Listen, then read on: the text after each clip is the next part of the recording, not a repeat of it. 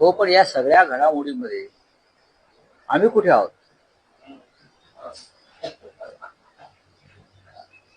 एक लक्षात घ्या की रोहित पवार जी मागणी करतायत अजित पवारांच्या अपघातासंदर्भात महाराष्ट्रात एफ.आय.आर. दाखल करा, ही रोहित पवारांची मागणी आहे. तीच मागणी हर्षवर्धन सकपाळ आणि आकाश मोरे करतायत ना, बरोबर आहे ना? आणि स्वतः मुख्यमंत्री म्हणतात की अजित पवार यांच्या अपघातासंदर्भातलं सत्य खणून काढू. हा, अगदी खोलपर्यंत जाऊन तपास करू. खोलपर्यंत जाऊन तपास करण्यासाठी तुम्हाला आधी एफ.आय.आर. नोंदवावा लागेल. तुम्ही एफ.आय.आर. नोंदवायला तयार नाही. तुम्ही संबंधित विमान कंपनीवरती गुन्हा दाखल करायला तयार नाही. आणि तुम्ही कसं काय खोलवर जाऊन तपास करणार? खरं म्हणजे ही मागणी सुनेत्रा पवारांनी करायला पाहिजे, अजित पवारांच्या दोन्ही चिरंजीवांनी करायला पाहिजे. ही मागणी रोहित पवार करतायत आणि आम्ही सगळे करतो आहोत. आणि काँग्रेसचे उमेदवार आकाश मोरे करतायत. आकाश मोरे किंवा काँग्रेसची जी मागणी आहे त्या मागणीचा विचार झाला तर महाराष्ट्रावरती उपकार होतील, एवढंच मी सांगेन. म्हणजे जो काय संशय आहे भारतीय जनता पक्षाच्या संदर्भात आणि अपघात कर नाही त्याला डर कशा? तुम्हाला त्याच्यामध्ये खरोखर तपास करायचा आहे ना, मग गुन्हा दाखल करा, एफ.आय.आर. दाखल करा ना. कशा करता त्यापासून लांब पडता? बाकी सगळ्यांवर तुम्ही तुमच्या विरोधकांवर धडाधड गुन्हे दाखल करतच, खरे खोटे गुन्हे दाखल करता.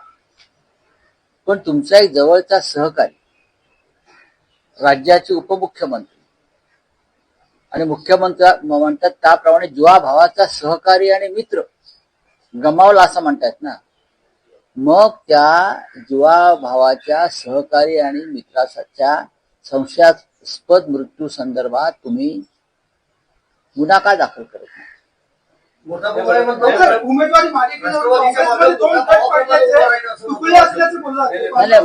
मोठा भाऊ जर असेल तर लहान भावाच्या मृत्यूची चौकशी अधिक व्यवस्थित व्हायला पाहिजे. लहान भावाचा मृत्यू संशयास्पदरित्या झाला असं जर आम्ही मानतो तर मोठ्या भावाची जबाबदारी जास्त आहे, की मोठ्या भावाचा हात आहे नाही. आधी रोहित पवारांनी उमेदवारी अर्ज मागे घेण्यासंदर्भात सगळ्यांचं एकमत होईल त्याच्याविषयी काय मला शंका वाटत नाही. पण जी मागणी आहे मूळ मागणी एफ.आय.आर. दाखल करा, ती ते का सोडतायत? ही योग्य संधी आहे एफ.आय.आर. दाखल करून घेण्याची आणि भारतीय जनता पक्षाला त्या मुखवटा फाडण्याची, उतरवण्याची. निवडणूक हे एक निमित्त आहे. सुनेत्राताई पवार या प्रचंड मताने निवडून येतील हे सांगायला कोणा ज्योतिषाची किंवा आकडे तज्ञांची गरज नाहीये. मुख्य मुद्दा इतकाच आहे की अजित पवारांच्या संशयास्पद अपघाताचं काय झालं, एफ.आय.आर.चं काय झालं. उमेदवारी मागे घेण्याबाबत काँग्रेसमध्ये काही दोन मतप्रवाह, दोन गट असल्याचं मला माहित नाही. बघा, मला माहित नाही काँग्रेस पक्षामध्ये काय आहे त्याच्याविषयी मत व्यक्त करणं मी योग्य नाही. एक विषय असा होता की पार्थ पवार आज आपली नवी राजकीय वाटचाल सुरू करता आहे. ते संसदेत खासदारकीची शपथ घेतात. तुम्ही ज्येष्ठ नेते आहात, तुम्ही इतका वर्ष संसद बघितलेली आहे. काय तुम्ही त्यांना सल्ला द्याल? कारण अलीकडच्या काळात शुभेच्छांपेक्षा त्यांच्यावर टीका जास्त होते आणि घरातून टीका जास्त. कोणी तरुण कार्यकर्ता संसदीय कार्यप्रणालीमध्ये सहभागी होणार असेल नव्यानं तर त्यांना शुभेच्छा द्यायला पाहिजे. त्यांच्या घरामध्ये एक आदर्श उदाहरण आहे. 60 वर्षापेक्षा जास्त काळ संसदीय कार्यात सहभागी असलेले शरदराव पवार हे त्यांचे आजोबा आहेत. सुप्रियाताई सुळे त्यांच्या आत्या आहेत. स्वतः त्यांचे वडील अजितदादा पवार यांनी संसदीय कामकाजामध्ये अनेक वर्ष प्रभावीपणे काम केलं. त्या मार्गावरून जर त्यांनी जाण्याचा प्रयत्न केला तर ते नक्कीच एक चांगले संसदीय कार्यपटू होते. नाही, पण विधानं करताना जपून करावी असं वाटतं, कारण अलीकडच्या काळात त्यांची विधानं ही वादाचा विषय बनतात. अभ्यास करावा लागेल. त्यांच्यावर टीका होते. माननीय शरद पवार जे म्हणतात की प्रगल्भता असायला पाहिजे. आपण तरुण आहात, आपण आपल्या आजोबांकडून या संदर्भातले काही धडे घ्यायला पाहिजे, नक्कीच घ्यायला पाहिजे. आणि आपल्या वडिलांनी जे काम करून ठेवलेलं आहे या क्षेत्रात संसदीय कार्यामध्ये, त्याचा इतिहास चालला पाहिजे.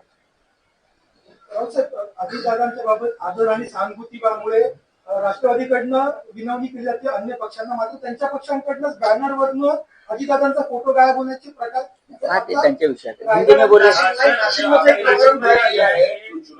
बहुराष्ट्रीय कंपन्यांमध्ये हिंदू तरुणांवर अत्याचार करून धर्मांतराचं प्रकार उघडकीला येत आहे. खरात बाबा काय मुसलमान होता का? खरात बाबा परवा दुसरा यंदे नावाचा कोणतरी 100 महिलांवरती अत्याचार करणारा, हा एरंडे हे काय मुस्लिम होते, मौलवी होते का पादरी होते, कोण होते?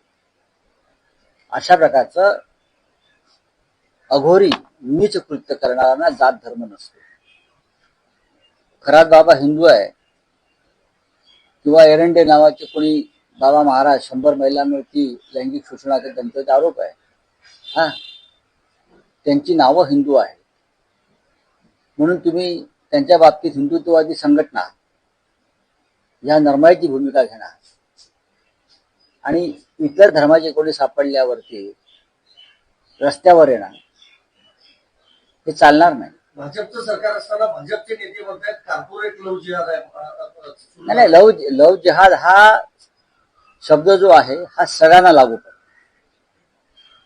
अशा प्रकारचं महिलांचं शोषण करणारा हा लागू पडतो. एका बाजूला तुम्ही नरेंद्र मोदी 16, 17, 18 एप्रिलला संसदेमध्ये महिला आरक्षण विधेयक आणतायत. हा महिलांना त्यांचे न्याय्य हक्क वगैरे जबाबदाऱ्या देण्यासंदर्भात भाषणबाजी करतायत.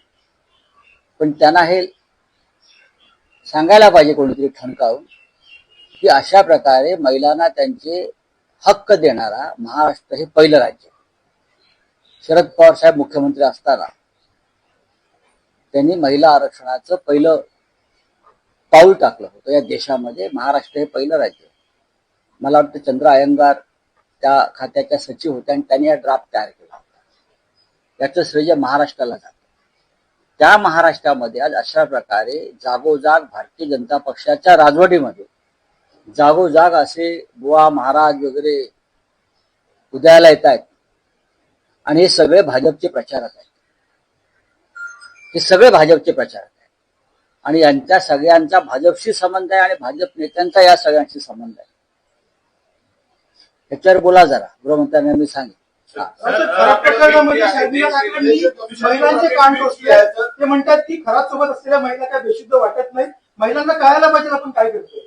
मी त्यांच्या मताशी सहमत आहे. सगळ्यांनी महिलांनी सुद्धा आपली सुरक्षा जाणीव, समोरचा माणूस काय कोणत्या वृत्तीनं काम करतोय हे महाराष्ट्रातल्या महिलांना तरी कळायला पाहिजे. सुशिक्षित महिला आहेत. त्याच्यामुळे एक महिला म्हणून शर्मिला ठाकरे यांनी जी भूमिका घेतलेली आहे त्याचा विचार महाराष्ट्रातल्या समस्त महिलांनी करायला हरकत नाही. त्या काय चुकीचं म्हणाल. सगळ्यांच्या मनामध्ये शंका आहे की इतक्या मोठ्या संख्येनं सुशिक्षित महिला, शासकीय अधिकारी असलेल्या महिला हा कशा त्या जाळ्यामध्ये फसल्या गेल्या, ओढल्या गेल्या.